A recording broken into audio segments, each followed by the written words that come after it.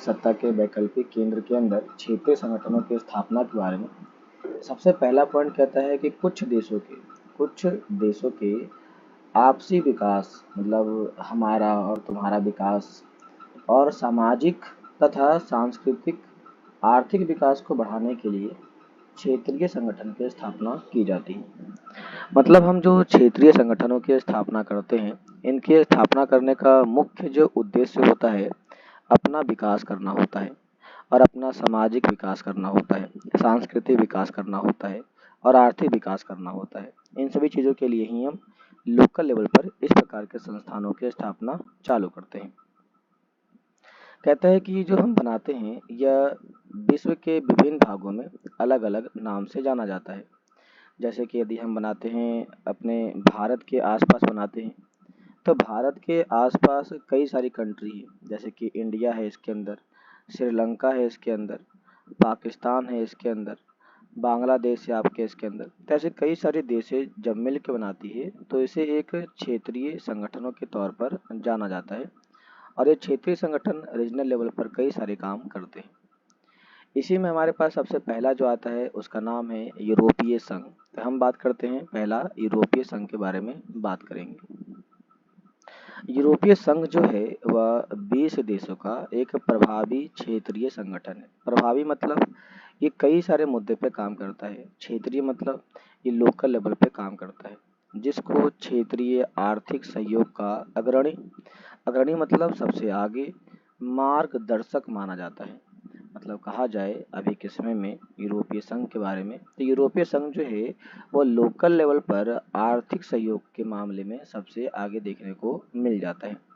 मतलब यदि जितना आर्थिक सहयोग, इकोनॉमिकल हेल्प यूरोपीय यूनियन देगा अपने देशों को, उतना आर्थिक सहायता कोई और देश आपको दे नहीं सकता है। कोई डाउट? इसमें देखो आगे कहते हैं, इसमें आगे कहता है 1948 में यूरोपीय आर्थिक सहयोग संगठन की स्थापना की गई। यदि हमें किसी भी देश की संस्था को स्थापना करना पड़ता है तो हम क्या करते हैं, उसे कई सारे हिस्सों में पहले थोड़े थोड़े पार्ट में डिवाइड करते हैं और फिर उसके बाद इसको बनाने का काम करते हैं। तो हमने जब बनाना चालू किया यूरोपीय संघ को, तो हम डायरेक्टली नहीं बनाए, पहले हमने उसको बनाने के लिए एक संस्था बनाई जिसका हमने नाम दिया यूरोपीय आर्थिक सहयोग संगठन का नाम दिया, जिसे बनाया गया 1948 में। और ये क्वेश्चन आपका वन वर्ड के एमसीक्यू में एग्जाम में पूछा जा चुका है।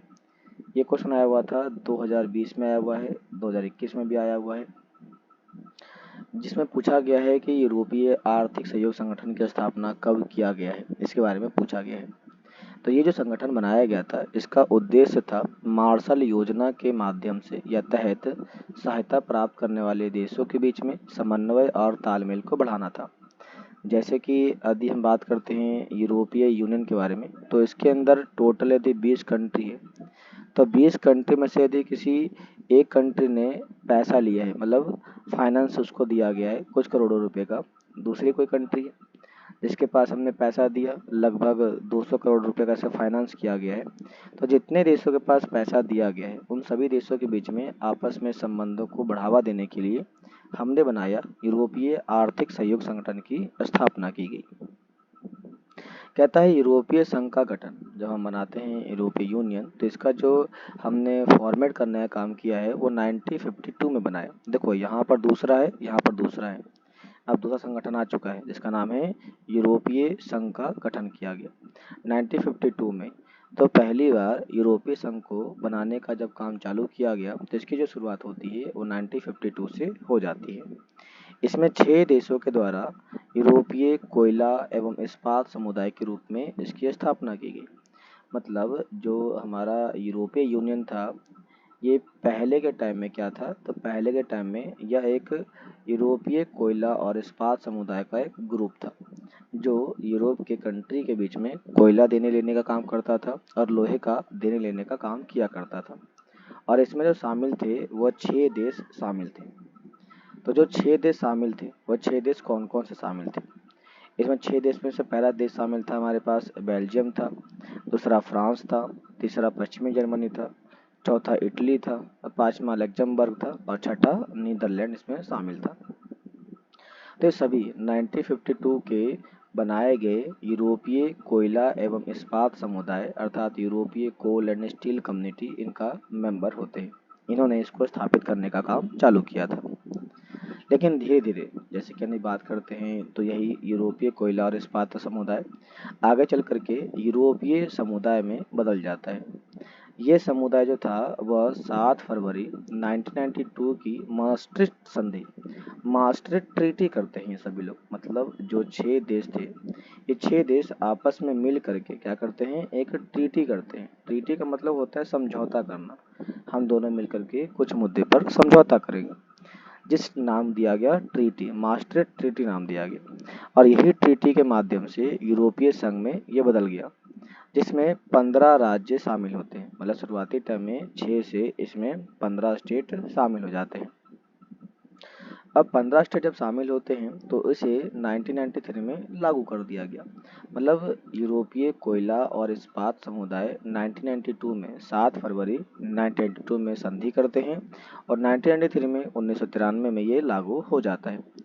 और शुरुआत में इसमें कितने मेंबर थे? शुरुआत में 15 मेंबर शामिल होते हैं बनने के बाद। तो 15 मेंबर थे कौन कौन से? तो पहला जो मेंबर था इसके अंदर वो था ब्रिटेन था, डेनमार्क था और आयरलैंड था। ये 3 कंट्री थे, ब्रिटेन, डेनमार्क और आयरलैंड। ये शामिल होते हैं 1973 में शामिल होते हैं।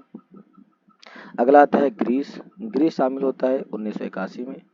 अगला आता है स्पेन और पुर्तगाल, ये शामिल होता है 1986 में।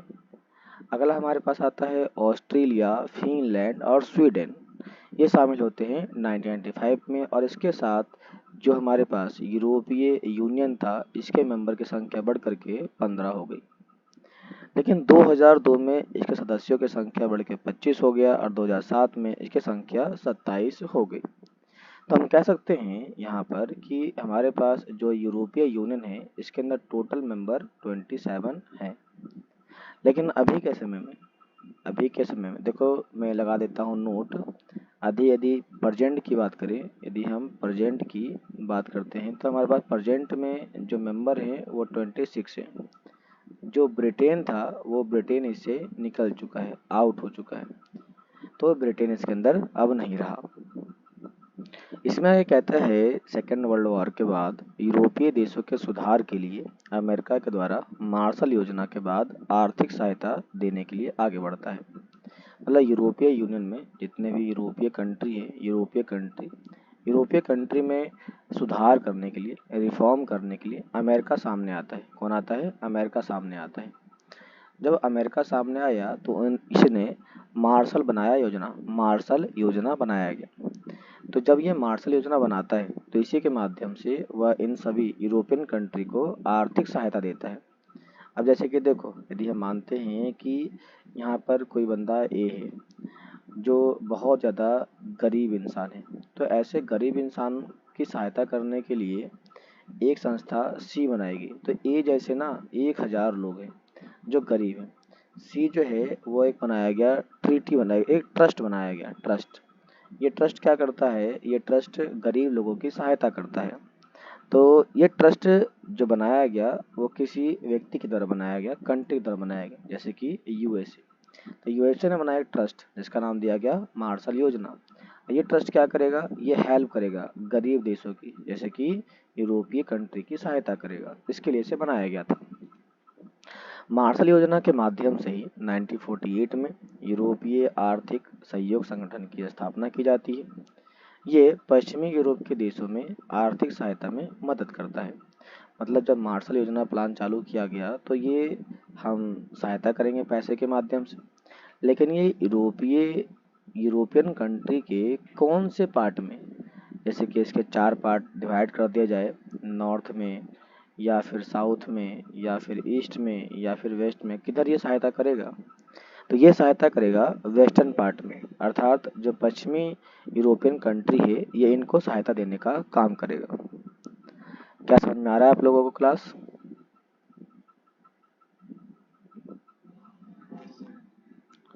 अंकित, हिमांशु, श्याम, किशन, चलिए आगे। देखो ये कहता है इसके माध्यम से पश्चिमी यूरोप के देशों ने व्यापार और आर्थिक मामले में एक दूसरे की सहायता की। जैसे कि जब यहाँ पर मार्शल प्लान लाया गया, तो मार्शल प्लान क्या करेगा कि पश्चिमी यूरोप में जितने भी देश होंगे, इन सभी देशों में व्यापार को बढ़ावा देगा, इसके साथ साथ आर्थिक मामले को बढ़ावा देगा। तो ये कई सारे मामलों में सहायता करने लगा। इस प्रकार की सहायता से जर्मनी और फ्रांसीसी देशों के एक कार्यात्मक योजना पर काम करने लगे। अब इन लोगों ने सोचा कि क्यों ना, जर्मनी और फ्रांस ने सोचा कि क्यों ना हम इसके अंदर कुछ और भी काम करें, ताकि लोगों को पैसा डिस्ट्रीब्यूशन करने में आसानी हो सके। इसके लिए इन्होंने क्या किया, तो 1949 में जस्ट एक साल के बाद ही यूरोपीय परिषद की स्थापना कर दी गई। यूरोपीय परिषद भी सहयोग और एकता में लगी हुई थी। तो यूरोपीय परिषद की स्थापना कर दी गई, जो पश्चिमी यूरोप के देशों में और यूरोप के बाकी देशों में सहयोग करेगा और एकता को बढ़ावा देगा। तो यहाँ से क्वेश्चन ये आता है कि जो हमारे पास यूरोपीय काउंसिल, इसे हम बोलते हैं यूरोपीय काउंसिल बोलते हैं, जो बनाया गया 1949 में बनाया गया। इसका दो काम होता है। पहला काम होता, आवाज आ रही है मेरी? अब अभी आवाज आ रही है? मतलब ये कहना चाहता है कि हमारे पास जो यूरोपियन काउंसिल है, इसे 1949 में बनाया गया, और ये काउंसिल जो है वो दो काम करती है। पहला काम करती है सहयोग देने का, मतलब ये सहयोग करेगी आपस में देशों के बीच में, और दूसरा ये काम करेगा एकता के बीच में, ये काम करेगा। तो इस प्रकार से ये दो तरीकों से सहायता करने का काम किया करता था। कोई डाउट यहाँ तक क्लास किसी को? आवाज मेरी आ रही है साफ साफ आप लोगों को? देखो, अभी इसी की यदि थोड़ी बात करते हैं, तो जब हमने यूरोपीय यूनियन बनाया, यूरोपीय संघ बनाया, तो ये बाकी देशों को तो सहायता करेगा, पैसा देगा, उनके आर्थिक इंफ्रास्ट्रक्चर डेवलपमेंट करेगा, बिजनेस खोलेगा, उनकी इंडस्ट्री बनाएगा। तो कैसे बनाएगा, इसके लिए कुछ तो काम करना पड़ेगा हम। तो इसमें हमने क्या बनाया, 1957 में यूरोपीय आर्थिक समुदाय बनाया, इसे बोलते हैं यूरोपीय इकोनॉमिक कम्युनिटी को इस्टेब्लिश किया गया 1957 में। जब 1957 में यूरोपीय आर्थिक समुदाय बनाए गए, तो इसको जो बनाने का काम किया गया था, ये बनाया गया रोम की संधि के माध्यम से, ट्रीटी ऑफ रोम के माध्यम से इसे बनाया गया। इसी ट्रीटी के माध्यम से हमने बनाया यूरोपीय पार्लियामेंट, यूरोप की संसद को बनाने का काम किया, और सोवियत संघ का विघटन हो जाता है इसी के बाद।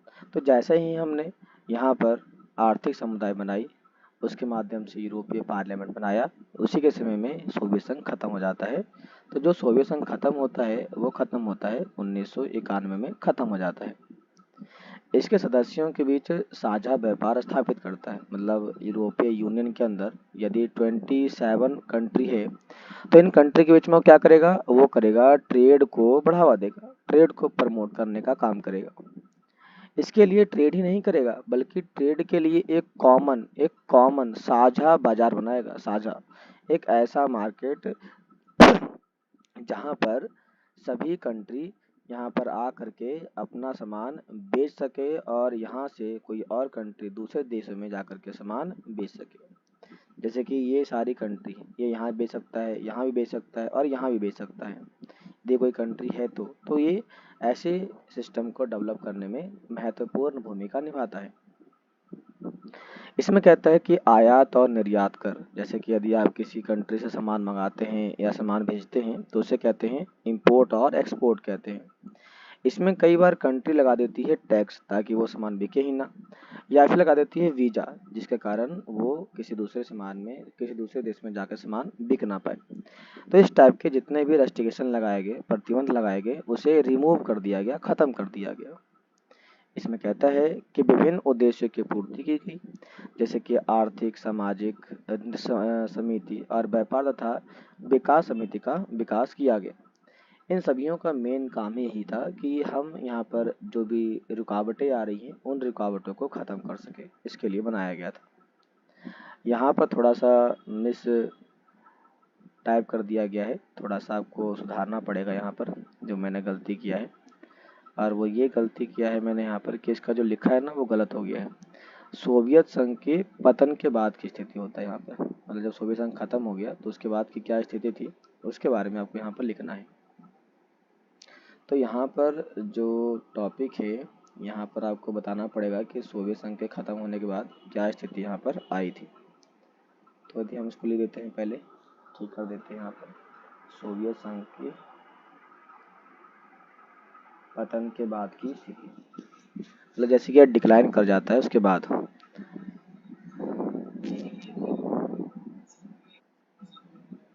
हाँ, तो सोवियत संघ के बाद की स्थिति क्या रही थी, हम उस टॉपिक पे फिर बात कर लेंगे उसमें। तो देखते हैं इसमें होता है क्या। यदि हम उसके टॉपिक की बात करते हैं तो इसमें देखो कहता है जैसे सोवियत संघ खत्म हो गया तो उसके बाद क्या स्थिति आई। पहला, सोवियत संघ के बाद यूरोपीय संघ की स्थापना हुई 1992 में। तो 1992 में कब होता है, 7 फरवरी 1999 में होता है। और इसके लिए किया गया था एक ट्रीटी, जिस ट्रीटी का नाम था मास्ट्रिक्ट ट्रीटी के माध्यम से किया गया था। कहता है यूरोपीय संघ की स्थापना के बाद विदेश मामले, सुरक्षा नीति, आंतरिक मामले, न्याय से जुड़े मुद्दे, इन सभी पर सहयोग किया गया और उनके द्वारा एक जैसी मुद्रा को चलाया गया।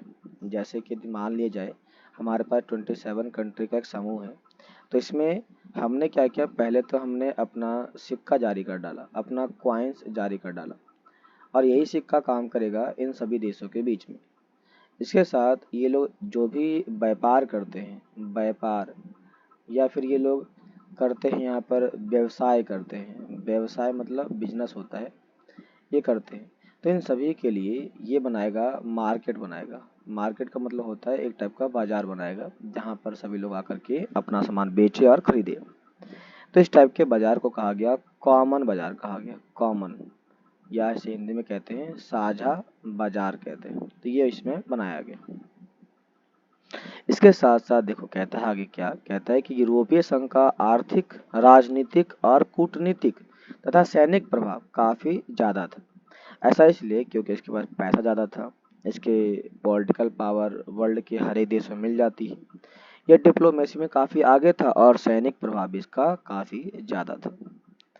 2016 में यूरोपीय संघ दुनिया की दूसरी सबसे बड़ी अर्थव्यवस्था थी, जिसकी सकल घरेलू उत्पाद, जिसे हम बोलते हैं जीडीपी, ग्रॉस डोमेस्टिक प्रोडक्ट, जो था वो लगभग 17,000 अरब डॉलर का था। 17,000 अरब डॉलर का इसका जीडीपी था 2016 में। इस हिसाब से कहा जाए तो ये जो है वो अमेरिका के बाद दूसरे नंबर पर ये आता है।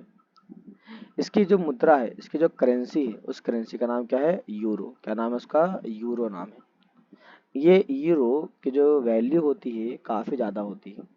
मान लिया जाए, यदि हम, मैं एग्जांपल की बात कर रहा हूँ, मुझे ऐसे एक्यूरेट पता नहीं है, यदि हमारे पास $1 की कीमत 80 रुपये है, तो 1 यूरो की कीमत जो होगी वो हमारे पास कितनी हो सकती है, तो 1 यूरो की कीमत 100 से ज़्यादा होती है, ज़्यादा मात्रा में इसकी देख, हाँ 120 के आसपास होती है। तो इसीलिए कहा गया कि जो यूरो है वो अमेरिकी डॉलर के लिए खतरा है, क्योंकि यदि ये बढ़ता रहा तो विश्व के ज़्यादातर देश इसी को मानेंगे और अमेरिकी डॉलर को ख़त्म कर देंगे। इसलिए ये विश्व के देशों के लिए खतरा माना जाता है। इसमें कहता है कि विश्व व्यापार में इसकी जो भागीदारी है अमेरिका से 3 गुना ज़्यादा है। इसीलिए इसका प्रभाव एशिया में और अफ्रीका में देखने को मिल जाता है। इस संघ के 2 देश, जिसमें फ्रांस और ब्रिटेन, इनके पास है सुरक्षा परिषद का अस्थायी मेंबरशिप। तो मैंने बताया था आप लोग को चैप्टर 6 में, यूएन जब मैं पढ़ा रहा था तो उसमें एक संस्था आई थी जिसमें यह था यूएनएससी। तो यूएनएससी मतलब यूनाइटेड नेशन सिक्योरिटी काउंसिल, इसे बोलते हैं सुरक्षा परिषद। इसमें 5 मेंबर थे अस्थायी थे और 10 मेंबर थे अस्थायी। तो जो 5 मेंबर थे इसमें से 2 मेंबर, जिसका नाम है फ्रांस और ब्रिटेन, ये 2 मेंबर जो मेंबर थे वह एक्चुअल में यूरोपीय यूनियन के ही मेंबर देश के थे। इसलिए इसका जो प्रभाव है वो बड़ी बड़ी संस्थानों में भी देखने को मिल जाता है और ये अमेरिका को हर नीति पर कंट्रोल करता है या प्रभावित करता है, या कह सकते हो उसे रोकने का काम करता है। तो कहीं ना कहीं हम कह सकते हैं कि अमेरिका का जो वर्चस्व है विश्व के ज़्यादातर देशों में डायरेक्ट और इनडायरेक्ट देखने को मिल जाता है। इसी के साथ हमारा चालू होता है विश्व के स्तर पर यूरोपीय संघ के प्रभाव की बात चालू हो जाती है, मतलब कि विश्व की व्यवस्था में यूरोपीय संघ का क्या प्रभाव पड़ा। आइए हम इस टॉपिक पर बात करते हैं। तो पहला कहता है कि चीन के साथ पर्यावरण का मामला और मानवाधिकार का मामला, इस मुद्दे पर जो यूरोपीय यूनियन है वो डायरेक्टली इंटरफेयर करता है और चाइना को यहाँ पर काउंटर करता है, रोकने का काम करता है कि आप यहाँ पर इन्वायरमेंट से रिलेटेड जो प्रॉब्लम क्रिएट हो रही है आप सुधारिए, और जो ह्यूमन के साथ आप ह्यूमन राइट वायलेशन कर रहे हैं कम से कम आप उसे कम कीजिए या मैनिपुलेट कीजिए, ऐसा इसके अंदर बताया गया और उसे कंट्रोल किया गया। दूसरा है सैनिक ताकत के आधार पर। यूरोपीय संघ विश्व की दूसरी सबसे बड़ी सेना है जिसका कुल रक्षा बजट अमेरिका से भी ज़्यादा है। यदि अमेरिका अपने मिलिट्री पर खर्च करता है 100 रुपये, तो वहीं हमारे पास यूरोपीय यूनियन खर्च करता है 150 रुपये। तो कहीं ना कहीं मिलिट्री में इसका बजट ज़्यादा देखने को मिल जाता है। अगला कहता है यूरोपीय संघ के दो देशों के पास परमाणु हथियार भी है, फ्रांस और ब्रिटेन। तो हमने जो ऊपर बात किया फ्रांस और ब्रिटेन के बारे में, देखो कह भी रहा होगा यहाँ पर ऊपर वाले पॉइंट में फ्रांस और ब्रिटेन। तो फ्रांस और जो ब्रिटेन थे, ध्यान देना क्लास, यहाँ पर बहुत इंपॉर्टेंट पॉइंट है। फ्रांस और जो ब्रिटेन थे वह यूएनएससी के भी मेंबर थे, यूनाइटेड नेशन सिक्योरिटी काउंसिल के मेंबर थे, और इनके पास एटॉमिक बॉम्ब भी था। तो कहीं ना कहीं कह सकते हैं सीटीबीटी के भी मेंबर देखने को मिल जाते हैं। कहता है कि अंतरिक्ष विज्ञान और संचार के क्षेत्र में यूरोपीय संघ विश्व का दूसरा सबसे बड़ा समूह है। जैसे तुमने नाम सुना होगा कि भारत जो था इस बार जो मंगलयान पे गया था, यदि भारत हमारे पास कई बार दूसरे जगहों पे जाता आता रहता है, जैसे कि मून पे गया या फिर वो कई जगहों पे जाता है ऊपर, मंगल पे गया, अभी देखो जाने की तैयारी हो रही है सन के आसपास रिकवरिंग करने के बारे में, डिस्कवर करने के बारे में। तो हमारे पास कई बार कुछ टेक्नोलॉजी नहीं रहती है, तो हम क्या करते हैं सहायता लेते हैं। किसे लेते हैं सहायता? तो हम सहायता लेते हैं यूरोपीय यूनियन से सहायता लेते हैं। तो ये क्या करता है, ये इसलिए सहायता देता है क्योंकि ये वर्ल्ड की अंतरिक्ष विज्ञान, इंटरनेशनल स्पेस साइंस के तौर पर, space science and the communication के तौर पर ये विश्व का दूसरा सबसे बड़ा ग्रुप माना जाता है। और जो पहले नंबर पर है वो है आपका यूएसए, ये पहले नंबर पर है और ये जो है आपका दूसरे नंबर पर पाया जाता है। कहता है अंतर्राष्ट्रीय संगठन के तौर पर यूरोपीय संघ जो है वह आर्थिक, राजनीतिक और सामाजिक मामलों में दखल देने में सक्षम है, क्योंकि इसके पास इतना ज़्यादा पैसा है ना कि वो किसी भी कंट्री के अंदर हर एक चीज़ को बदलाव कर सकता है या फिर बदल सकता है, इसलिए उसका प्रभाव ज़्यादा देखने को मिल जाता है। इसमें अगला पॉइंट कहता है अंतर्राष्ट्रीय स्तर पर यूरोपीय संघ एक प्रमुख संगठन है, लेकिन इसके सदस्यों के बीच में विदेश नीति को लेकर के और रक्षा नीति को लेकर के विभेद है, मतलब टकराव पैदा हो रहे हैं। अब इसमें टकराव क्यों पैदा हो रहा है, इसके पीछे भी एक कारण है। जैसे कि जो ब्रिटेन है वो ब्रिटेन है सबसे ऊपर वाले पार्ट में रहता है, ये एक टाइप का आइलैंड है जो पूरी तरह से आपका यूरोप से कटा हुआ है। तो इसको यहाँ पर और इसको यहाँ पर व्यापार करने में बहुत ज़्यादा होता है घाटा। तो इसी घाटे के लिए हम बात करते हैं, तो इसी घाटे को ख़त्म करने के लिए या इसी घाटे के कारण हम ये कह सकते हैं कि विदेश नीति और रक्षा नीति में ये एक दूसरे के विपरीत देखने को मिल जाते हैं। क्योंकि ब्रिटेन का मामला होता है कि नहीं भाई हम अपनी कंट्री की सिक्योरिटी खुद कर लेंगे, ये कहते नहीं हम खुद कर लेंगे, कुछ और कहता हम खुद कर लेंगे। तो इसके कारण यहाँ पर हो जाती है प्रॉब्लम होती है क्रिएट। आज के सवाल हम यहीं पर आज ख़त्म कर देते हैं। तो क्लास आपको क्या समझ में आया इसका टॉपिक?